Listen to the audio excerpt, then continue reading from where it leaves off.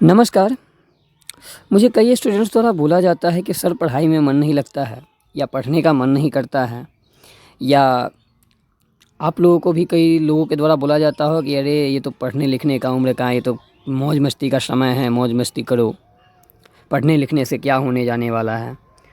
तो आप सभी स्टूडेंट्स के लिए जो विद्यार्थी जीवन जी रहे हैं उन सब के लिए यह वीडियो महत्वपूर्ण है। इस वीडियो को पूरे अंत तक देखिए, क्योंकि इसमें संस्कृत के ऐसे श्लोकों का इस वीडियो में संग्रह है जिन श्लोकों को सुनने के बाद आप पढ़ाई के प्रति तत्पर हो जाएंगे, आप पढ़ने लगेंगे और पढ़ाई में जो भी समस्याएं हैं, जैसे पढ़ने का मन नहीं करता है या पढ़ा हुआ याद नहीं होता है, ऐसी समस्याओं का भी निदान इन श्लोकों में दिया गया है। तो चलिए इस वीडियो का पहला श्लोक हम प्रारंभ करते हैं। पहला श्लोक है, सुखार्थिना कुतो विद्या नास्ति विद्यार्थिना सुखम, सुखार्थी वा त्यजेत विद्याम विद्यार्थी वा त्यजेत सुखम। अर्थात जिसे सुख की अभिलाषा हो, जो कष्ट उठाना ना चाहता हो, मौज मस्ती करना चाहता हो, उसे विद्या कहाँ से होगा और विद्यार्थी को सुख कहाँ से। अर्थात जो सुख की अभिलाषा करता है, जो विद्यार्थी जीवन में आनंद प्राप्ति करना चाहता है, मौज मस्ती करता है, उसे कभी भी विद्या प्राप्त नहीं होगी। और जो विद्यार्थी है, जो विद्या को प्राप्त करना चाहता है, उसे इस विद्यार्थी जीवन में 16 से 25 की जो अवस्था है उसमें सुख प्राप्त होगी ही नहीं। क्योंकि अगर या अभी इस अवस्था में अगर उसे सुख की प्राप्ति होगी तो निश्चित रूप से उसे बाद में विद्या प्राप्त नहीं होगा और उसका सारा जीवन दुख से ग्रसित रहेगा। इसीलिए कहा गया है कि सुख की इच्छा करने वाले को विद्या की आशा छोड़ देनी चाहिए। अतः विद्यार्थी जीवन में अभी आप जो इस अवस्था में हैं उसमें सुख की इच्छा छोड़ दीजिए। जैसे भी जिस भी अवस्था में हो आप पढ़ाई कीजिए और बस पढ़ाई कीजिए। अगला श्लोक है, न चोरहार्यम न च राजहार्यम भ्रातृभाज्यम न च भारकारी व्यये कृते वर्धते एव नित्यम विद्याधनम सर्वधन प्रधानम।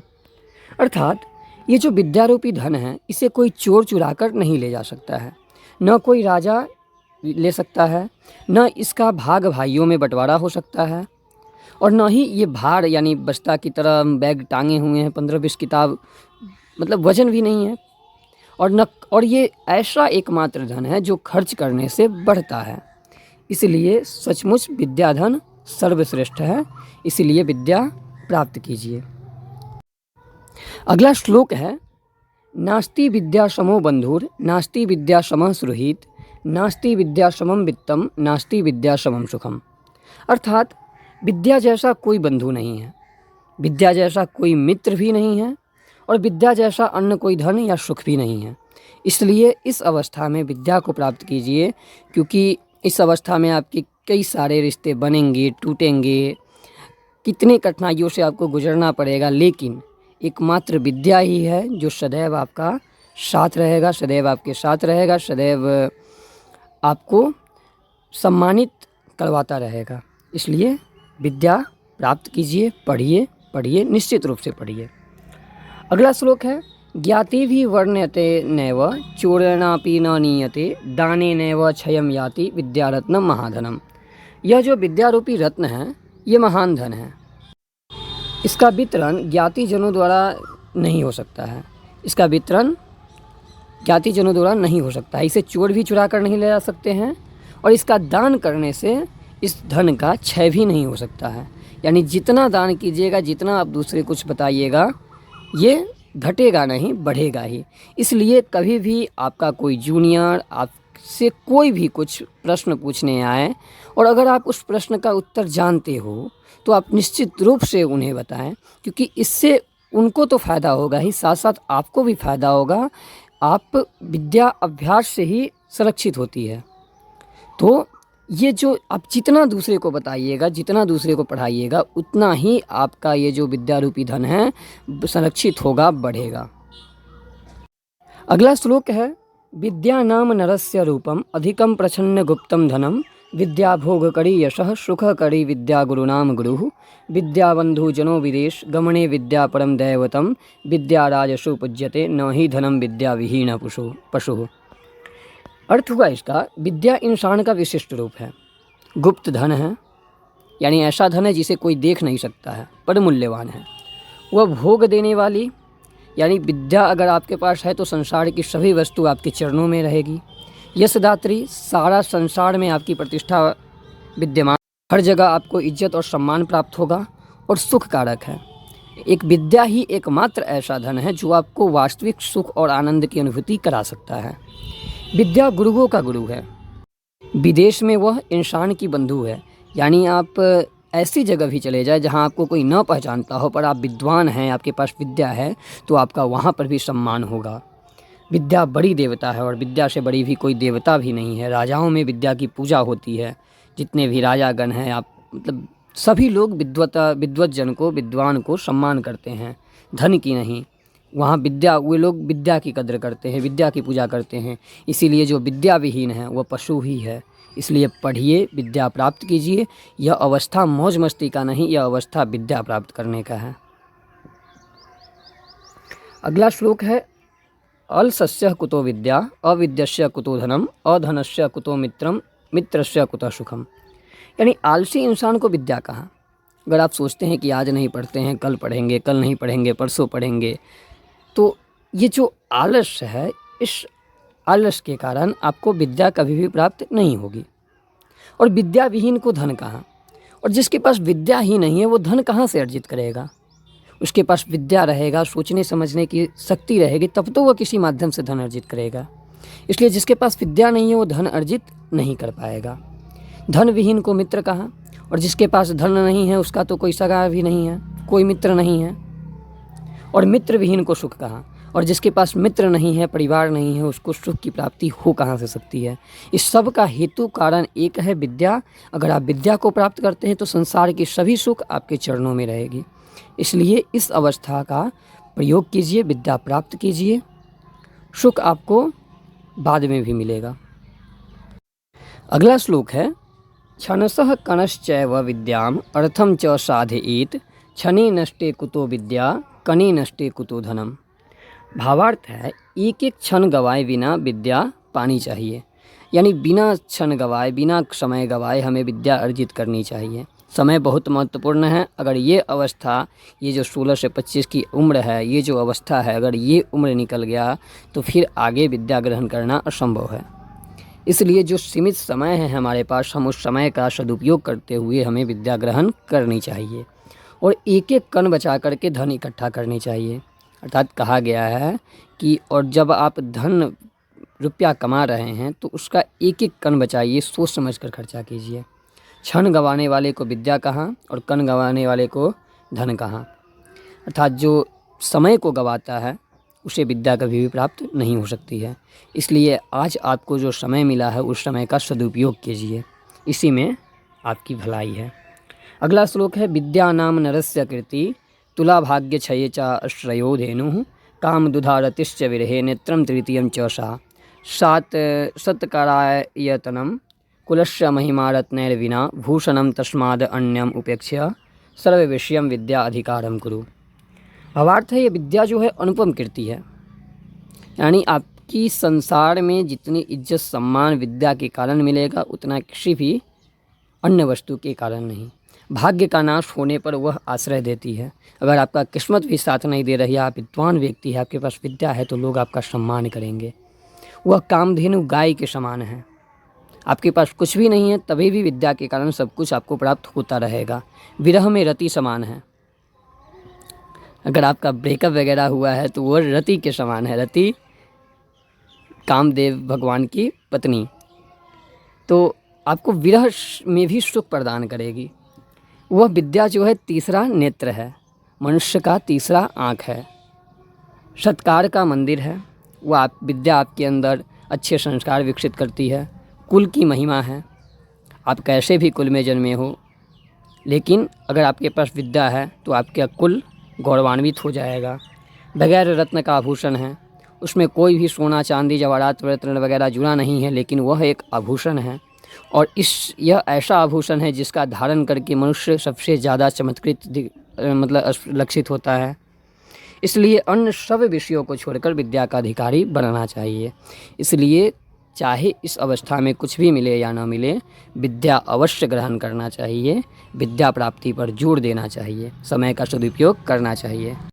अगला श्लोक है, अर्थातुरा नाम न सुखम न निद्रा, कामातुरा नाम न भयम न च लज्जा, विद्यातुरा नाम न सुखम न निद्रा, क्षुधातुरा नाम न रुचि न वेला।